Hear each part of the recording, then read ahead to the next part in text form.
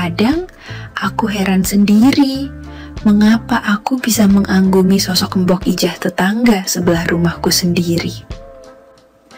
Memang tak dipungkiri, di usianya yang ke-72 tahun, Mbok Ijah masih nampak cantik dan pandai merawat diri. Mungkin alasannya itu pula mengapa para tetangga, termasuk aku, sering menggodanya saat berpapasan di pagi hari. Dan kali ini, aku akan menceritakan kisah perjalanan indahku bersama Mbok Ijah yang pernah kulalui. Namaku Eko, lengkapnya Eko Rekuda, tapi akrab dipanggil Eko. Usiaku 23 tahun. Sudah hampir 3 tahun, aku tinggal sendiri di rumah peninggalan orang tuaku. Sepeninggal kedua orang tuaku 3 tahun yang lalu, aku mulai merintis usaha kecil-kecilan seperti memelihara ternak dan juga menanam sayuran di belakang rumah. Meski tak membuatku kaya, tapi setidaknya hasil panen ternak bisa kujual.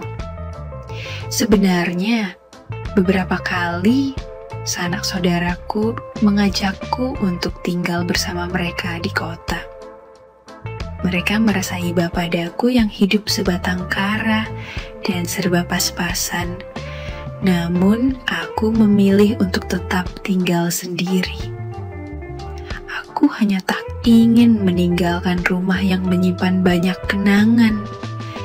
Dan untuk menyambung hidup, biasanya aku menjual hasil panen ternak ayam. Biasanya bisa aku jual untuk membeli beras dan kebutuhan lainnya. Sementara hasil panen sayuran, biasanya aku membagikan pada para tetangga, teman, dan banyak lagi. Salah satunya Mbok Ijah atau Mbok Ijah, aku memanggilnya. Dia salah satu tetanggaku yang paling sering kuberi hasil panen sayuranku. Mbok Ijah selama ini tinggal bersama suaminya, Pak Boimin, yang bekerja nahkoda kapal. Namun sudah 2 tahun belakangan, Pak Boimin pergi tanpa ada kabar. Terakhir pria itu berpamitan akan belayar ke luar negeri, tapi hingga 2 tahun berselang dia juga tak kunjung kembali. Baik Mbok Ijah dan keluarganya mengira jika Pak Boimin sudah tiada. Meski kabar tersebut belum tentu pasti, namun nampaknya Mbok Ijah sudah ikhlas dengan kepergian suaminya. Selain itu, Mbok Ijah juga memiliki 2 putra serta 2 cucu yang tinggal berjauhan. Mungkin hanya setahun sekali mereka datang, itu pun saat Lebaran. Kendati demikian, setiap bulannya Mbok Ijah dikirimi uang oleh putranya, sehingga bisa digunakan untuk membantu membeli kebutuhan. Selain itu, sehari-hari Mbok Ijah juga berjualan rujak lontong di pasar, dagangannya pun cukup laris.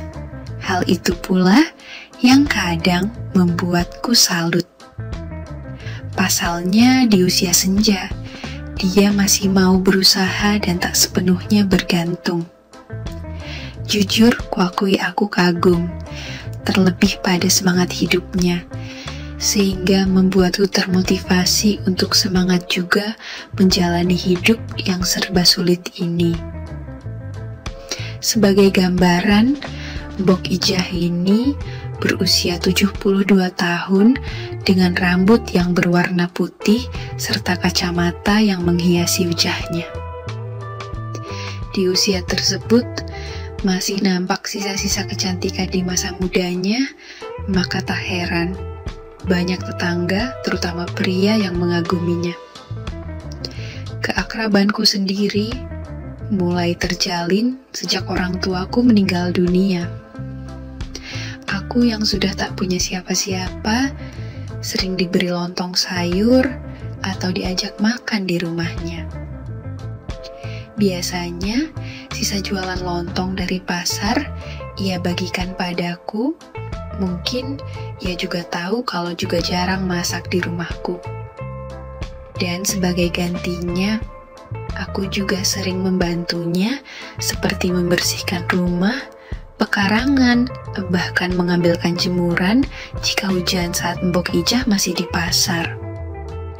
Dari kebiasaan itu, terutama mengambil jemuran itu, tak ayal membuatku hafal dengan sieduye yang biasa ia gunakan.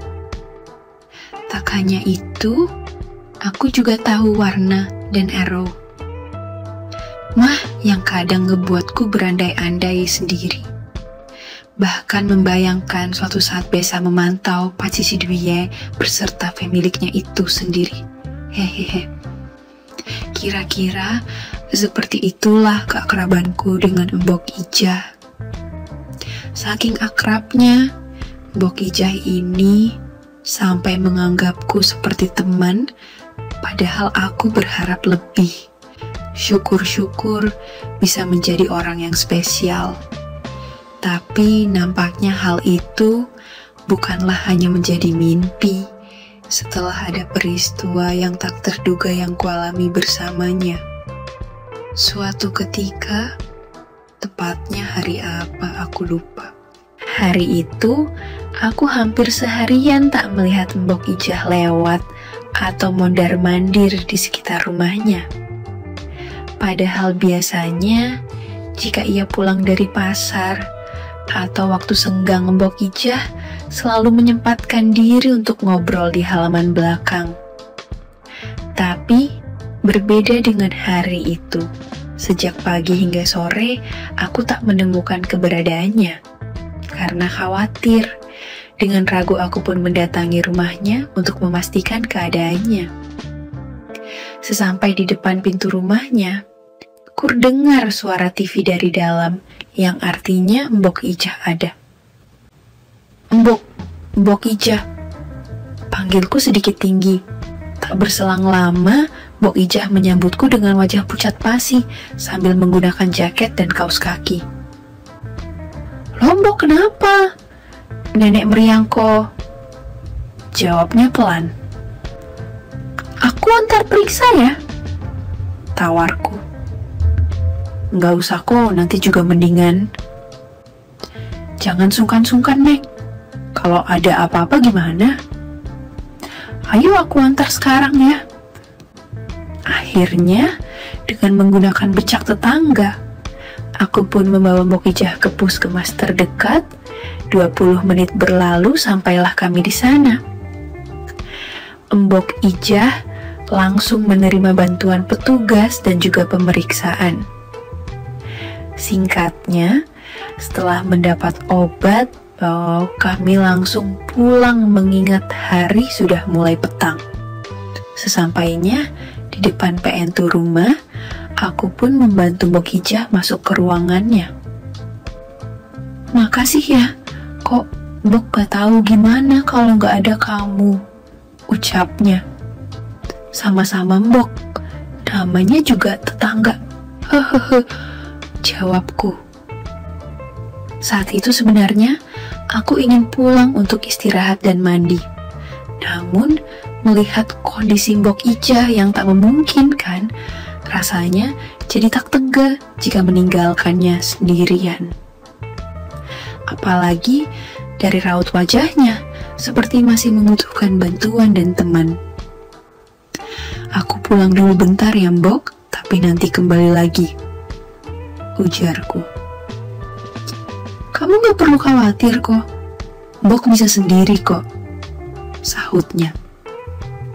Aku tahu Mbok Ijah berkata demikian agar aku tak panik, tapi sebagai tetangga yang baik dan kagum dengannya, aku tetap akan kembali untuk memastikan dia baik-baik saja. Jujur saja, dari seringnya bertemu, memang hadir rasa berbeda di hatiku. Aku tak ingin munafik, meski dibilang aneh dengan jarak usia kami yang beda jauh. Terserah tetangga, bilang apa yang penting aku nyaman bersamanya. Singkatnya, setelah selesai beres-beres di rumah, aku segera kembali ke rumah Mbok Ija. Setibanya di sana, rupanya Mbok Ija sudah berganti dastuir sederhana dan menyiapkan teh untukku di depan meja TV. Jujur saja aku gugup, apalagi penampilan Mbok Ija benar-benar berbeda tak seperti yang kutemui sehari-hari. Aku kemudian duduk di sebelahnya. "Sudah diminum obatnya, Mbok?" tanyaku basa-basi sambil sesekali menoleh ke arah lain-lainnya. "Iya kok, udah mendingan. Makasih loh ya," ujarnya. "Sama-sama Mbok, yang penting Mbok sehat, Eko ikut senang," jawabku. Selanjutnya kami ngobrol ngalur ngidul sampai kira-kira jam 9 malam. Mbok Ijah berpamitan untuk tidur di ruangannya. "Mbok istirahat aja, biar Eko yang jaga di sini," sahutku. Sepeninggal Mbok Ijah, aku pun mengistirahatkan diri di kursi depan TV. Semua lampu telah kufadamkan, berharap segera terlelap hingga esok hari. Namun rupanya hingga jam 1 pagi, mata ini seolah enggan untuk terpejam memikirkan kesehatan Mbok Ijah, sekaligus terbayang dastuir yang digunakannya tadi. Entah karena iseng atau penasaran, aku beranjak memastikan kondisi Mbok Ijah. Nampak pintu ruangannya sedikit terbuka, dan dari sana pula kudapati Mbok Ijah tidur meringkuk dengan selimut yang berjauhan. Akhirnya, dengan ragu ku benarkan selimutnya agar ia tak lagi kedinginan. Namun, rupanya apa yang ku kerjakan justru ngebuat ia terjaga. "Kamu gak tidur kok?"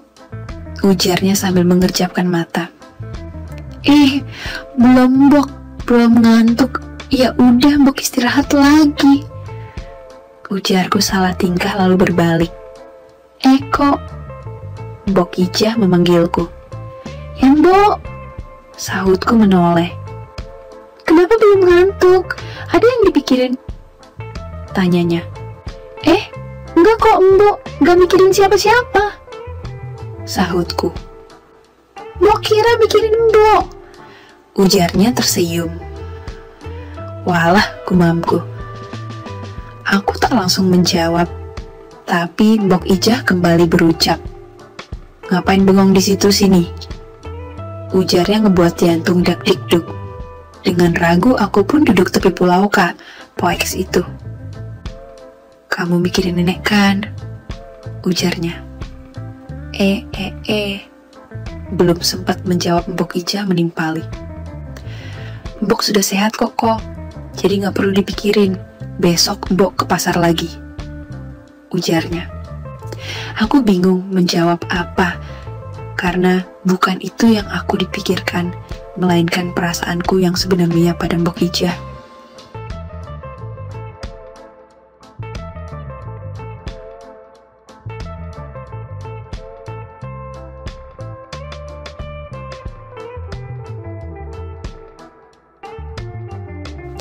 Mbok Ijah tak menjawab, membuat aku takut dan khawatir dia marah. "Aneh ya Mbok?" tanyaku. "Enggak mungkin kok, usia kita jauh, lagi pula." Belum selesai berucap aku lebih dulu memberikan sambutan tersebut. Mbok Ijah nampak kaget, namun anehnya ia turut membalas dan memberikan perhatian lain. Jujur aku senang dan tak mengira jika Mbok Ijah akan menyambut tugas negara. Aku segera menyiapkan saran-saran solusi untuk mengatasi masalahnya. Begitu pula dengan Mbok Ijah yang berusaha memahami saran-saran solusi tersebut. Mbok Ijah sempat kaget setelah mengetahui saran solusiku, namun setelah ku jelaskan semua akan baik-baik saja dan akan teratasi dengan baik, dia pun paham juga. Setelah penyiapan saran tersebut, aku pun mulai mengatasi problematika yang dialaminya. Tak terduga aku dan Mbok Ijah pun segera mencopot semua kabinet, menteri beserta jajarannya untuk melenggarakan rapat pleno dadakan. Rapat pleno tersebut harus segera dilaksanakan karena menyangkut kehidupan bernegara agar lebih tentram dan damai. Nampak raut gembira di wajahnya hingga lantunan irama serta panggilan nada dering terdengar juga. Setelah 30 menit, aku dan Mbok Ijah pun gembira karena telah sukses menggelar rapat tersebut dengan aman dan terkendali. Aku berusaha membuat masalahnya segera tiba, dan karena satu pemikiran yang sama, akhirnya masalah Mbok Ijah pun teratasi juga. Kamu masih muda kok, masa depanmu masih PSN-JSeng, apa yang bisa diharapkan dari Mbok? Ujarnya. Eko ngerti Nek, tapi gak peduli. Eko tetap cinta Mbok, sahutku. Mbok Ijah terdiam sebelum akhirnya tersenyum bahagia. Sejak itu, baik aku maupun Mbok Ijah bukan lagi sekedar tetangga biasa seperti sebelumnya. Kami semakin akrab dan melengkapi satu sama lainnya. Aku juga tak sungkan untuk makan dan curhat di rumahnya. Begitu pula sebaliknya dengan Mbok Ijah. Sejak saat itu pula, kulayui hari-hari dengan ceria dan berwarna.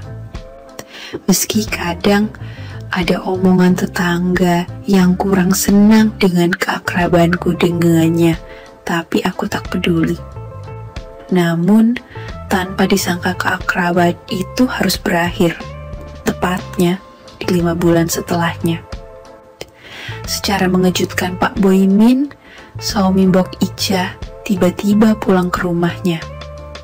Baik aku dan Mbok Ijah benar-benar tak mengira jika Pak Boimin masih ada dan bahkan dia baik-baik saja. Rupanya Pak Boimin selama ini hanya mendapat tugas di luar negeri untuk proyek baru di sana. Hanya saja ia tak mengatakan pada istrinya, sebab pasti Mbok Ijah tak menyetujuinya. Tentu saja, setelah sekian lama berpisah, Mbok Ijah menyambut gembira kedatangan suaminya. Ia bersikap seolah-olah tak ada apa-apa, bahkan setelah beberapa minggu suaminya pulang. Kami menjadi jarang bertemu dan bertegur sapa. Aku pun memahami hal itu dan mencoba menerima kenyataan yang ada. Sampai pada suatu kesempatan, saat kami tak sengaja berpapasan, Mbok Ijah mengatakan untuk melupakan solusi yang pernah aku sarankan sebelumnya. Kendati demikian, aku tak merasa kuciwa sedikit pun. Aku hanya berharap semoga kelak aku akan mendapat yang lebih baik.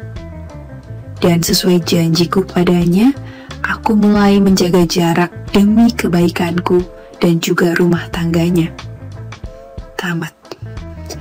Sekian dulu ceritaku hari ini.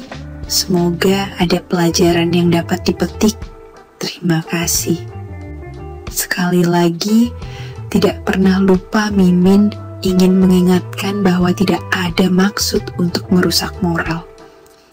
Tapi di sini, kami selaku admin channel Mahyem hanya berbagi pengalaman dari viewer saja, yang tentu saja tidak untuk ditiru. Terima kasih sudah mau mendengarkan kisah nyata ini. Ambil baiknya dan buang buruknya dari cerita kisah ini. Semoga hal seperti ini tidak terjadi kepada kita semua, bosku. Dan semoga kita semua dilindungi dari mara bahaya. Amin ya Rabbal Alamin. Terima kasih dan sampai jumpa di cerita selanjutnya. Jangan lupa like, comment, share, dan subscribe. Oh iya, kira-kira kalian semua bosku yang terhormat kepengen kisah-kisah yang seperti apa lagi nih? Tolong berikan komentar-komentar kalian di video ini ya.